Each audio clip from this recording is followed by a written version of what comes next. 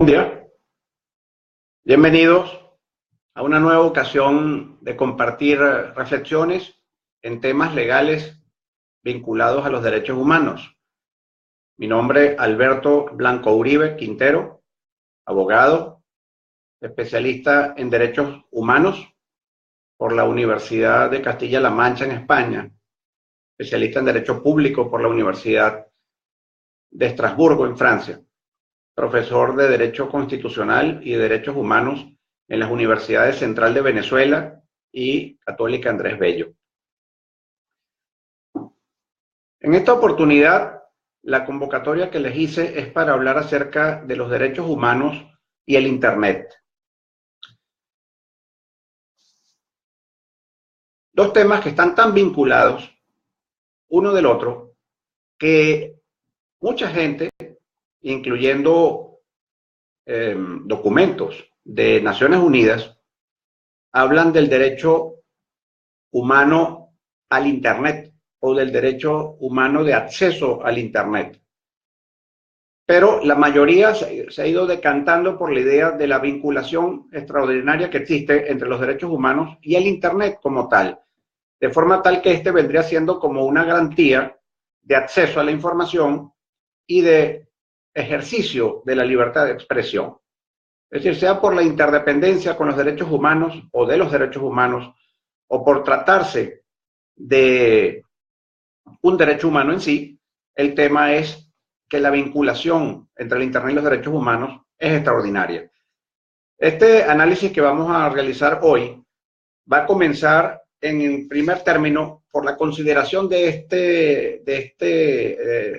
esta temática en el ámbito internacional, para luego pasar a su tratamiento en la Constitución venezolana y al análisis de cuál es la situación actual de la accesibilidad al Internet en Venezuela. Bien, en primer lugar, como les decía, el tema viene siendo tratado a nivel de la Organización de Naciones Unidas de una forma muy prolija en los últimos, digamos, unos 15 a 20 años. Yo voy a hacer referencia solamente a algunos de los pocos documentos que hay, a unos pocos de los muchos documentos que hay y que son fácilmente obtenibles a través precisamente del Internet, del buscador del Google, por ejemplo. Bien, la Asamblea General de Naciones Unidas, para citar uno de los documentos más importantes sobre esta temática, a través del Consejo de Derechos Humanos, en junio de 2012, generó un documento denominado Promoción, Protección y Disfrute de los Derechos Humanos en Internet. Ese documento es fundamental y él insiste sobre todo sobre la temática vinculada con la libertad de expresión y el derecho a la información. Invoca para comenzar los dispositivos del artículo 19 de la Declaración Universal de Derechos Humanos y del artículo también 19 del Pacto Internacional de los Derechos Civiles y Políticos, en los cuales se habla precisamente de la consagración y reconocimiento a nivel universal del derecho a la libertad de expresión y a la libertad de opinión. Obviamente, siendo la Declaración del 48 y el Pacto del 66, no estaba tratado el tema de la informática o del Internet. Sin embargo, los términos son amplios y extensibles precisamente a través de la aplicación del principio pro homine, es decir, de interpretación favorable a los derechos humanos. Y básicamente es interesante destacar cómo está concebida la consagración de este derecho en ambos documentos, porque para empezar habla de que este derecho implica no ser molestado, es decir, la libertad de expresión y la libertad de opinión, el derecho a no ser molestado en cuanto se refiere al libre acceso a la investigación, al recibimiento y a la difusión por cualquier medio. Fíjense ustedes la sabiduría de estos textos al concebirlo en estos términos, por cualquier medio. Es decir, que se parte allí de lo que se ha dado en conocer la naturaleza mundial y abierta del Internet. Quiero destacar también la Declaración de Ginebra sobre la libertad en Internet, que se dictó por una representación nutrida de los defensores de derechos humanos y de las organizaciones de la sociedad civil de todos los rincones del planeta. En marzo del año 2010, con ocasión de la segunda cumbre sobre derechos humanos, tolerancia y democracia, y se insistió allí, como les vengo diciendo, en este carácter abierto, en este carácter universal del acceso al Internet. Continuando dentro del ámbito de las organizaciones internacionales de carácter público, es necesario destacar la Cumbre Mundial sobre la Sociedad de la Información, con varias ediciones ya, gracias a la mediación, al empuje de la Unión Internacional de las Telecomunicaciones, la Organización de Naciones Unidas para la Educación, la Ciencia y la Cultura, UNESCO, el Programa de Naciones Unidas para el Desarrollo y muchas organizaciones más, de las cuales solo les destaco eso, y en función de cuyos trabajos es importante, y sugiero que busquen por internet todo lo que tiene que ver con el Foro para la Gobernanza en Internet, que le reconoce ese carácter eminentemente pluralista, es decir, estados, organizaciones internacionales, gubernamentales y no gubernamentales, sector privado, sociedad civil, academias, universidades, etcétera, en cuanto al manejo del Internet. Y particularmente, en forma específica, quiero citar la Comisión sobre Banda Ancha para el Desarrollo Digital, fundamental porque de los trabajos de esa comisión se incrementa fundamentalmente la trascendencia que tiene la idea de la meta de universalizar la banda ancha y de allí la responsabilidad internacional que tienen los estados en materia de derechos humanos de contribuir y fomentar tal universalización para lograr la accesibilidad plena y sin discriminación alguna a todos y a cada uno de las personas interesadas en ejercer su derecho a la información y o su derecho a la libertad de expresión a través del medio informático. Y todo, fíjense ustedes, dentro del ámbito de los objetivos de desarrollo del milenio. Fíjense la importancia que tiene esta temática. Y básicamente se concluye en la libre circulación de la información, de las ideas y del conocimiento, y por tanto la obligación de los estados de no restringir en forma alguna esa libre circulación, esa libre accesibilidad y esa universalización que conlleva a que haya el mayor facilitamiento posible para el acceso de cualquier persona sin ninguna discriminación al Internet. Dentro de ese contexto universal, digamos, hay que decir que la Constitución de Venezuela de 1999, que no menciona en ninguna parte la palabra Internet, sin embargo sí lo hace en cuanto se refiere a la informática, es de trascendental importancia. Primero, en su artículo 57 desarrolla el derecho a la libertad de expresión y en el artículo 58 el derecho a la información en líneas generales y por cualquier mecanismo, cualquier medio, cualquier fuente de recepción o de difusión de información, de ideas y de conocimiento, dentro de lo cual queda obviamente incluido el Internet. Pero además en su artículo 108 establece una clara obligación al Estado venezolano de garantizar el servicio público de informática. Y garantizarlo implica que haya un acceso universal a la información a través de la herramienta informática, es decir, a través del Internet. Existe entonces esa consagración explícita en el ámbito del derecho humano a acceder a la información y a la posibilidad de difundir el conocimiento por intermedio de la herramienta informática, es decir, del Internet. Bien, dicho esto, conviene hablar ahora de la situación en sí en la cual se encuentra Venezuela en esta temática. En cuanto se refiere al estado de la banda ancha en América Latina y el Caribe, en un informe del año 2016, y vamos a establecerlo para el año 2016, del ORBA, que es la Oficina Regional para la Banda Ancha de la CEPAL, es decir, de la Comisión Económica para América Latina, que ha estudiado el tema sobre la base de todos los países involucrados en esta región. Fíjense ustedes que dentro del porcentaje de hogares con acceso a Internet, en cuanto a Venezuela, hablamos de 15 a 45% de hogares con acceso a Internet o con la posibilidad de acceder a Internet. Ya veremos qué significa eso. Mientras que en Costa Rica es más del 56%. En cuanto al porcentaje de personas con banda ancha fija, hablamos de 5 a 15% en Venezuela. Y sin diferencias en Costa Rica, que es el único país que tomé para compararnos.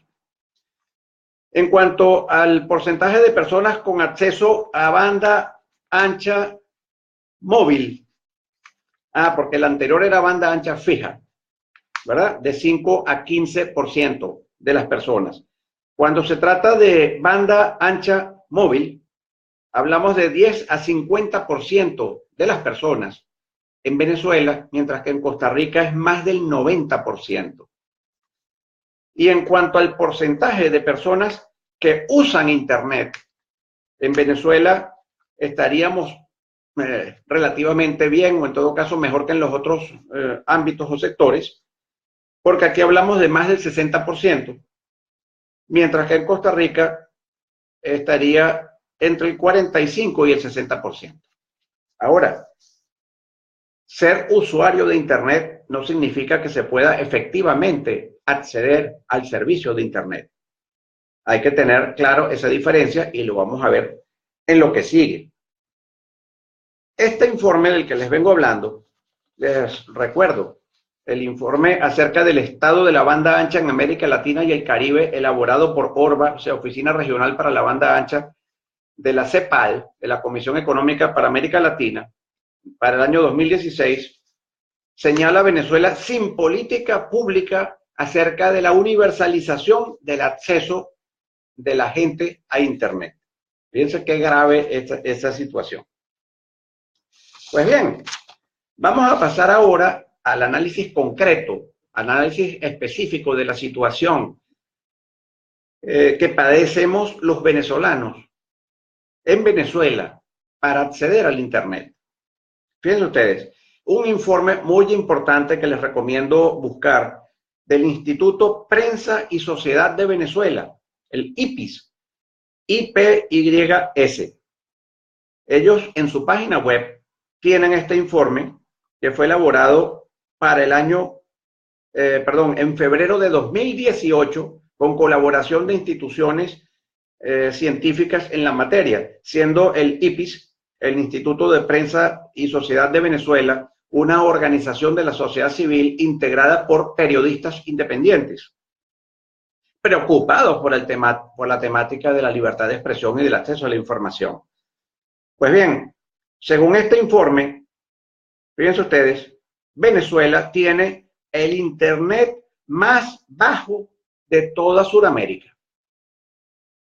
Esto es terrible, por supuesto. Fíjense ustedes, vamos a hablar de que la banda ancha fija en Venezuela está por el orden del 1,61 megabytes por segundo. Eso quizá no nos dice mucho a los que no somos entendidos en esta parte técnica. Pero fíjense ustedes que para que se entienda bueno el acceso a Internet, tendría que tratarse de 4 megabytes por segundo. Y para que sea medio aceptable, debería estar entre 1 y 4 megabytes por segundo. Venezuela, les recuerdo, les reitero, está para febrero de 2018, es decir, para hoy, o ayer si prefieren, porque estamos terminando marzo, en 1,61 megabytes por segundo. Es decir, estamos casi por debajo del mínimo del término medio. De hecho, se resalta en el informe que la velocidad de acceso a Internet o de navegación bajó en los últimos 5 años en Venezuela 0,3 megabytes por segundo. Es decir, que estábamos casi en 2, estábamos en la mitad de la media hace 5 años y la involución, como todo lo que ocurre en materia de derechos humanos en Venezuela en los últimos 20 años, la involución nos ha hecho perder 0,3 para situarnos en 1,61 megabytes por segundo. Cuando se trata de la banda ancha móvil, la cosa mejora un poquito, pero solo es de 2,3 megabytes por segundo. Es decir, que seguimos estando muy bajos en la banda ancha móvil. Fíjense ustedes que el promedio, para que se den cuenta de lo mal que estamos, el promedio de América Latina en la velocidad de acceso a Internet y navegación es de 5,6 megabytes por segundo. 5,6. Y Venezuela, les recuerdo, está en 1,61 megabytes por segundo. Con la particularidad de que en los momentos más importantes en los que los venezolanos desean acceder a fuentes de información fidedignas, por ejemplo, con ocasión de elecciones o con ocasión de las protestas y otras situaciones parecidas, el gobierno se las arregla para que se baje y se logró medir en su momento que de 1,61 en esas circunstancias la velocidad baja a 1,38 megabytes por segundo. Es decir, esa es la razón por la cual usted prende su computadora, le da para que se conecte a Internet y ve aquel circulito que gira y gira y gira y le dice que está buscando, pero no consigue. Pero cuidado, eso no es un accidente. Eso está medido y controlado desde el gobierno autoritario que rige en Venezuela en los últimos años.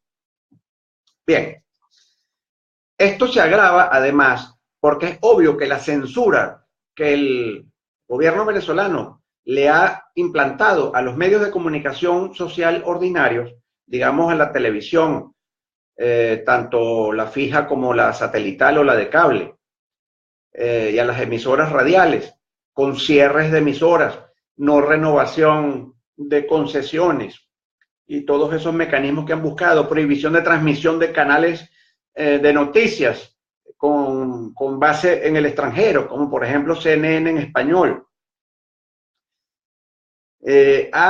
Esto genera que el venezolano busque en Internet la fuente posible de información objetiva, de información imparcial o incluso de información parcializada hacia otro lado para cotejar con la información parcializada, que es la única que el gobierno permite que se propague bajo su control en términos propagandísticos en la geografía venezolana a través de los medios de comunicación ordinarios de radio, televisión y prensa escrita. Este trabajo efectuado por el Instituto de Prensa y Sociedad de Venezuela, IPIS, que les estoy mencionando, utilizó como muestra 6.000 pruebas de velocidad, 6.000 pruebas de velocidad en todo el territorio nacional, en cada uno de los 23 estados y en espacios urbanos, semiurbanos y rurales. ¿Sí? Una muestra total de la situación del país. Fíjense otros aspectos que destaca este informe del IPIS. Dice que la deuda de Venezuela con los proveedores internacionales de telecomunicaciones para 2016 se situaba en 700 millones de dólares. Ustedes recuerdan lo que pasó con las líneas aéreas cuando el gobierno venezolano les debía aquella millonada de dólares a las diversas líneas aéreas, y muchas de ellas se fueron y no regresaron, como Lufthansa o muchas otras. Amenazaron de irse, se fueron temporalmente, reaparecieron y en todo caso no tienen la misma oferta de vuelos que tenían antes, como es el caso de Air France o como es el caso de Air Europa, etcétera. Pues bueno, en la misma situación están los proveedores internacionales de servicios de telecomunicaciones para Venezuela con una deuda millonaria como esta, que obviamente el gobierno no está interesado en pagar, porque eso posibilita que haya mayor restricción en la accesibilidad al Internet. También destaca este informe, como les decía, que en los momentos en que la conectividad o la lentitud impide,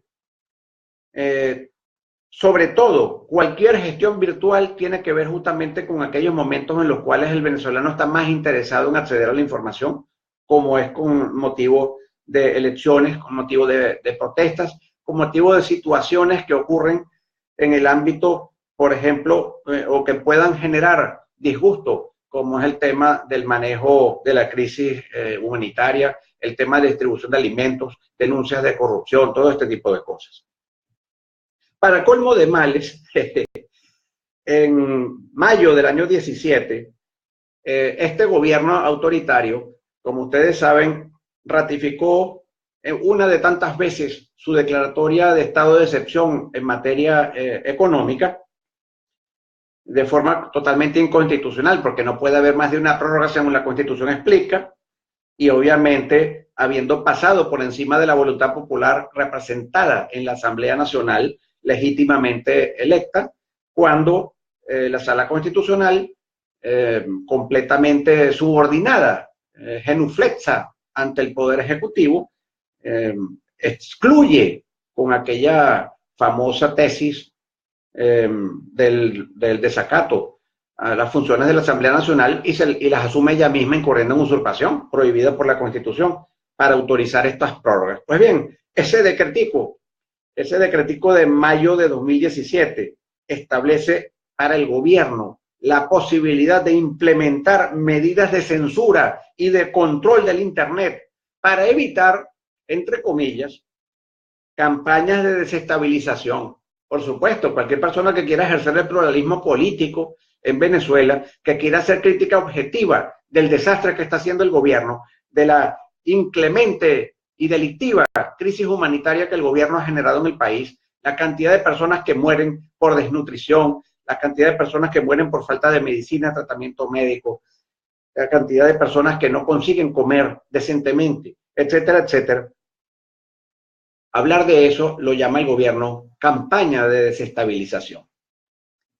Bien, y para terminar esta parte de la situación en Venezuela desde la perspectiva del informe del IPIS, tenemos que en noviembre del año 2017 salió la Asamblea Nacional Constituyente ilegítima y fraudulenta a dictar la famosa ley contra el odio y la convivencia pacífica y tal, que como sabemos y lo analizamos en uno de los lives pasados, por estas vías de Facebook e Instagram, tuvimos ocasión de demostrar lo inconstitucional de esa ley desde muchas perspectivas, una ley que no es tal cosa, de ese adefesio, de ese monstruo, de esa monstruosidad creada por este gobierno, que penaliza la difusión de mensajes por las redes sociales y obligación de retirar en cuestión de horas, por orden del gobierno, determinados mensajes de las redes sociales que el gobierno considere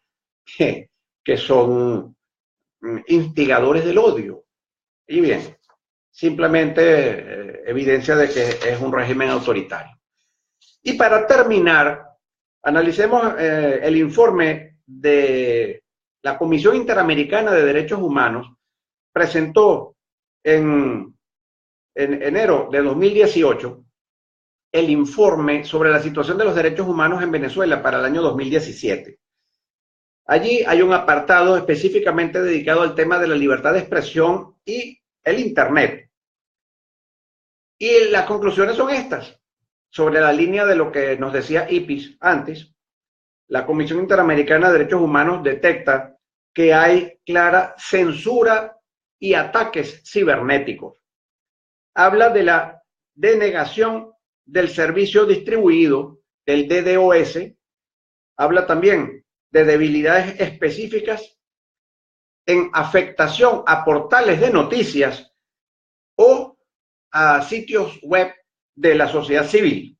En el caso de los portales de noticias, hay claras denuncias de afectación que agreden la libertad de expresión y el derecho de la libertad de expresión a través de medios como el Pitazo, Aporrea, Contrapunto,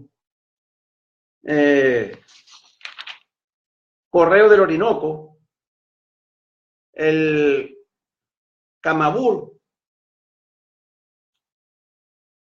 entre otros, y el derecho a la información y también libertad de expresión de instituciones de la sociedad civil, como es el caso de Provea, de la Asociación Solidaria, de la Comisión de la Conferencia Episcopal de Venezuela, entre otras. Es decir, ataques que impiden el acceso a esas páginas en concreto de organizaciones de ese tipo. Por otro lado, se busca impedir la disponibilidad o accesibilidad en condiciones temporales en momentos claros y precisos, momentos claves donde hay una demanda fuerte, significativa de acceso a la información, como les decía antes, con ocasión de protestas, de circunstancias de calle, de situaciones vinculadas con elecciones o con el agravamiento de la crisis humanitaria.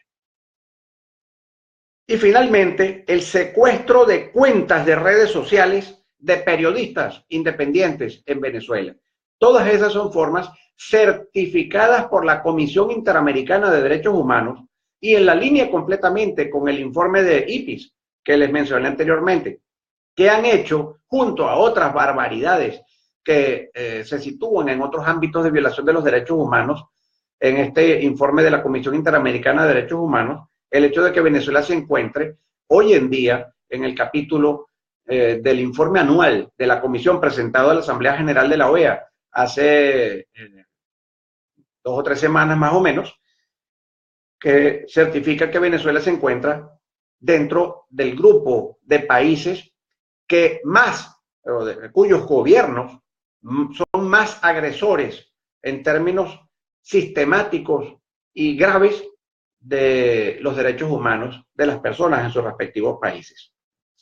Bien, también habría que recordar, por ejemplo, la imposibilidad de acceder a la página web del Tribunal Supremo de Justicia si usted se encuentra en el exterior del país. ¿A qué le temen? ¿Qué es lo que esconden? Claro, eso tampoco significa que usted acceda perfectamente y con toda la facilidad a esa página web estando dentro de la propia Venezuela. Hay que probar y se darán cuenta. Conseguir una sentencia allí es algo extremadamente difícil. Y por supuesto que todos vemos cómo funciona el servicio de Internet en cuanto se refiere al gobierno electrónico, es decir, a las páginas web de los organismos públicos. Digamos, si usted quiere, por ejemplo, renovar un pasaporte o si usted quiere hacer cualquier otra operación que se exija que se haga por Internet, pues se sufre de las mismas circunstancias de las que estamos hablando. En todo caso, el gobierno venezolano es el responsable y en algún momento tendrá entonces que rendir cuentas frente al pueblo venezolano y a quienes en su nombre los juzguen por haber creado esta situación de oscurantismo medieval en la cual se encuentra Venezuela en lo que se refiere a la situación de censura y explicable autocensura a la que se empuja a la gente para no ser víctimas de atropellos. Y si la Declaración Universal de Derechos Humanos y el Pacto Internacional de Derechos Civiles y Políticos habla en cuanto a la libertad de expresión y al derecho a la información, que es el derecho a no ser molestado en cuanto a la investigación, recabamiento de información y difusión de la misma, pues aquí más que ser molestado, el pueblo venezolano está realmente siendo reprimido. Bueno, gracias por su atención.